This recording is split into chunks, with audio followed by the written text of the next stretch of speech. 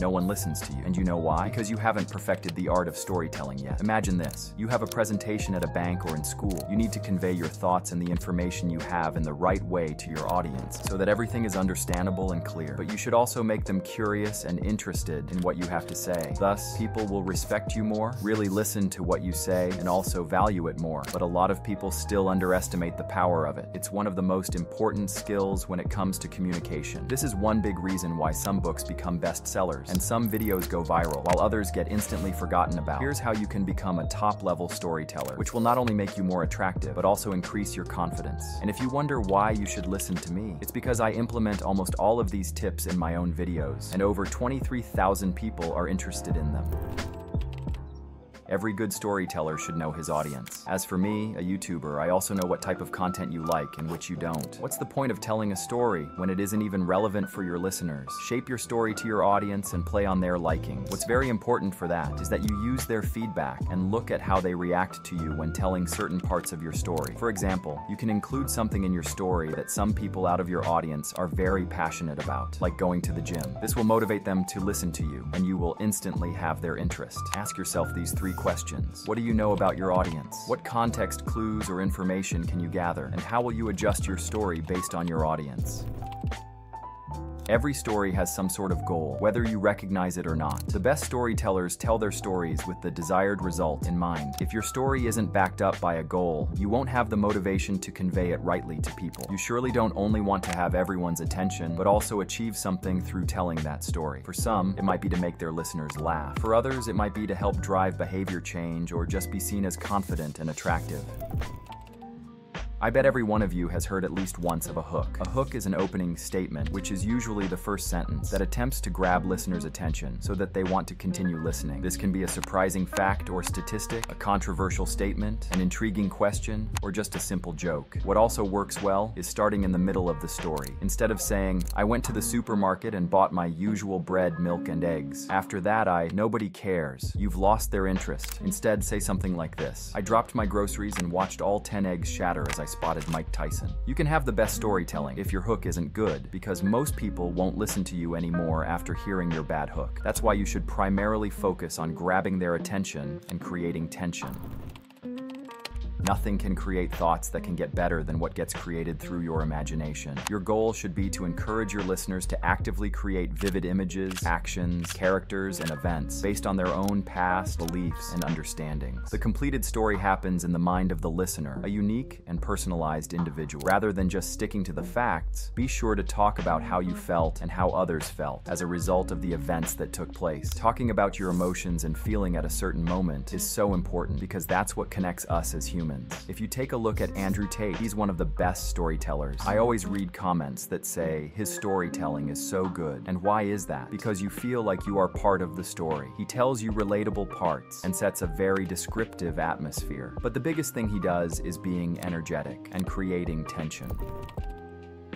Being relatable is a very important part of becoming a good storyteller. The main parts of this are being honest and transparent. You also have to take some kind of risk because your audience could also respond negatively to your attempt. Every single one of these attempts starts with asking a question that everyone can agree on. For example, do you also always struggle with motivation and procrastination? What Andrew Tate would do is answer this question precisely and quickly. He packages his actual opinion, which everyone can agree with, in such a way that it appears controversial.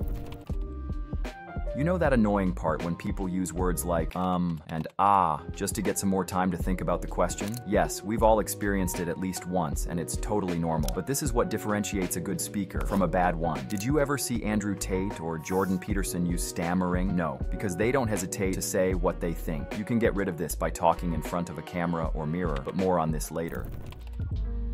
Short pauses can create tension and allow your listeners to absorb your words and assign meaning to them. It gives you credibility and makes you appear confident and in control. The most obvious time for a pause is after saying something important, but also after someone asks you a question, because this shows that you actually take your time and think about it instead of giving them a predefined answer. Thus, you show respect and trust for that person.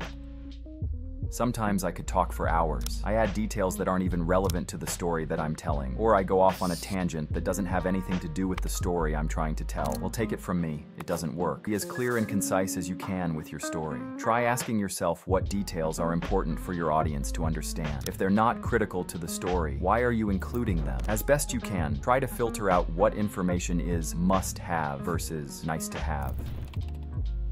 This doesn't mean that you should seem rushed, but sometimes when you begin to speak faster, it will make your pauses stand out even more, so only use this selectively. And this doesn't have to contradict the point of thinking about someone's questions, you just have to think about it, and then answer it fast and to the point.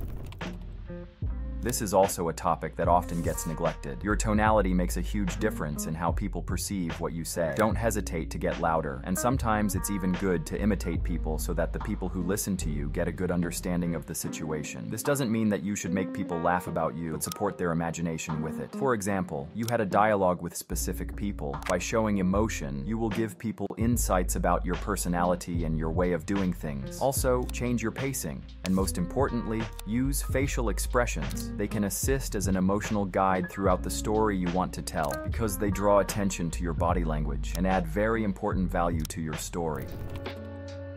Storytelling can be combined with other art forms, like good body language. Albert Mehrabian found out that over 55% of our communication takes place on a nonverbal level. The moment you step into a room, people immediately form some sort of impression of you. They make snap judgments about what type of person you are: trustworthy, sincere, capable. Much of this is based on whether you present with timid or confident body language. The most important thing is strong eye contact. Follow the 80-20 rule. For 80% of the time, your eyes are meeting your audience's. For 20% of the time, your eyes are roaming as you determine what to say in return. Good eye contact allows others to feel that you are interested in what they are saying. Lean forward to show interest. Stand up straight and with good posture. Never look to the floor, and avoid putting your hands in your pockets. If you stand, have a wide stance and make confident gestures with your hands. Use open body language and take in space. Of course, you shouldn't talk about your own opinion for hours. However, using some personal details can highly influence your story, but it can feel vulnerable and sometimes scary to share personal details about your own life. Real-life stories are impactful. It's a big driver of connection, and by getting personal, you're better positioned to reach the goal that you've identified for yourself.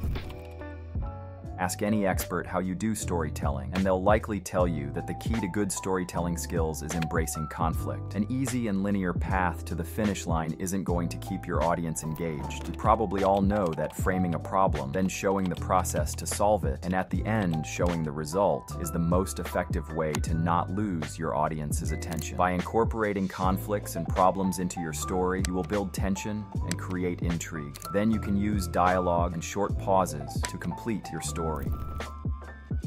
In a story, there is usually some choice you can make. When your audience understands how you made your choice, it can inspire them to face their problems too. The choice often includes a turning point of the whole story and changes. People are deathly afraid of public or group speaking because they fear being judged by others. When you are presenting, for example, it's helpful to realize that the presentation isn't really about you. The focus of your storytelling is to share an important message so that the audience may also be inspired and make great decisions in their lives.